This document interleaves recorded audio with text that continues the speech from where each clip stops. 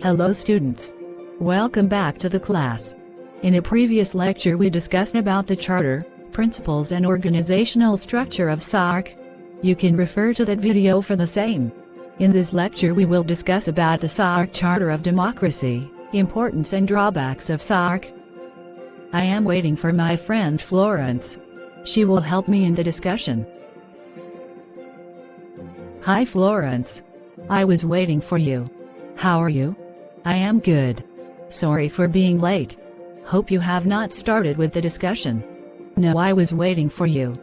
After all, you have to tell about the SAARC Charter on Democracy. Oh yes. Let's start with it.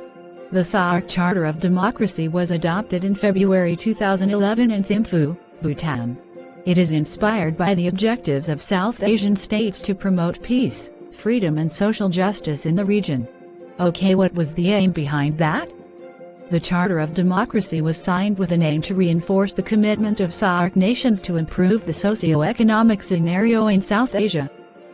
It is committed to provide all individuals with an opportunity to live with dignity, freedom and social justice. Sounds interesting. In fact, it is really required. Yes, that's true. Now let's talk about the main principles of this charter as mentioned in its preamble.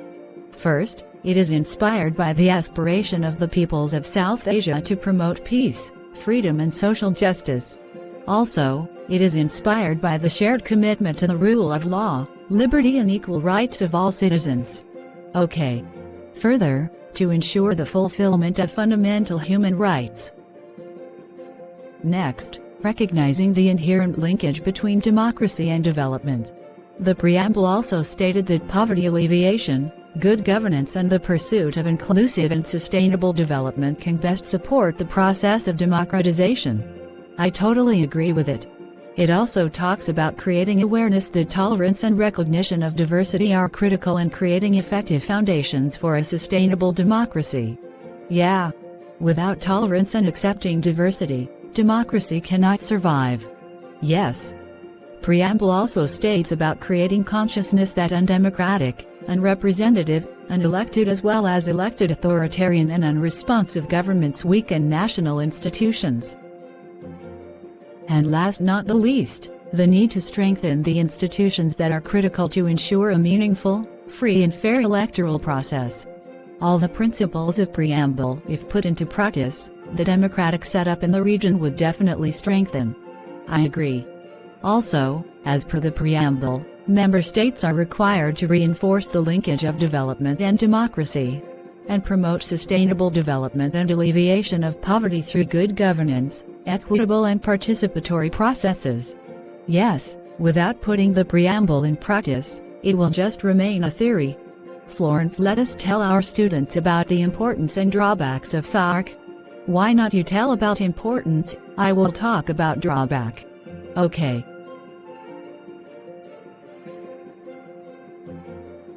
It is a regional organization where the common problems are discussed and solution is searched for.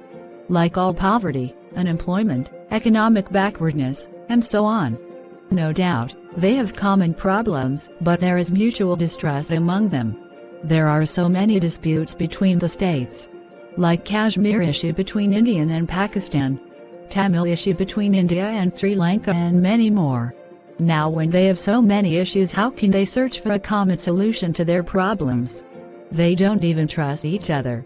The SAARC nations can economically benefit from each other. They are neighbors. So, the import of goods will be cheap. Also, mutual trade will enhance the economy of the region. For this purpose, SAARC came up with SAFTA on the 1st of January 2006. Yes, I agree, but that is only possible if they have economic cooperation. The reality is that they are economic competitor. There is competition between India and Sri Lanka on tea, between India and Bangladesh on jute. It might be there, but you can't ignore the fact that there are various economic achievements of SAARC. Example? For example, establishment of South Asian Development Fund to encourage regional investment. In 1994, SAARC Chamber of Commerce and Industry was also established to enhance mutual trade. Also, SAFTA, that is, South Asian Free Trade Agreement, which was signed in 7th SAARC Summit, 2011 to adopt liberal trade in SAARC countries. I don't agree to that. You can't forget that for nations their national interests are more important. Also, there is so much delay in implementation of the policies made by SAARC. Example, SAFTA was initiated in 1993, but it got implemented in 2011. But you will definitely agree that SAARC creates a sense of collective security in the region. No, I already have given the reason that these states don't trust each other and have so many problems amongst them. Also, though it is pointed that the member states are equal, but one can't ignore the dominant position of India in terms of its geography, population, economy, military strength vis-à-vis other states. Okay, but these states have so much cultural similarity that cultural exchanges can prove beneficial. How can you forget the problem of ethnic minorities in these states? Further, these states face religious issues. If a religion is in majority in one state, it is in minority in other states and vice versa. In this situation, states keeps on targeting each other. Other significant point of SAARC nations is that they also try to tackle and search solution for international problems like terrorism and violation of human rights. I would like to present some arguments against this. First, the summits of SAARC are irregular. That shows their inefficiency, and also they have conflicting views on international issues. Second, Pakistan has become a hotspot of terrorism, and that has further tensed the relations between SAARC states, especially India and Pakistan. Also, there is lack of administrative efficiency in these states, they are overpopulated, there is corruption in these states. All these add to its drawback. SAARC University has been established in India, and so many students of SAARC states are studying here. Recently, due to spread of COVID-19, the leaders of SAARC nations held a video conference on March 15, 2020.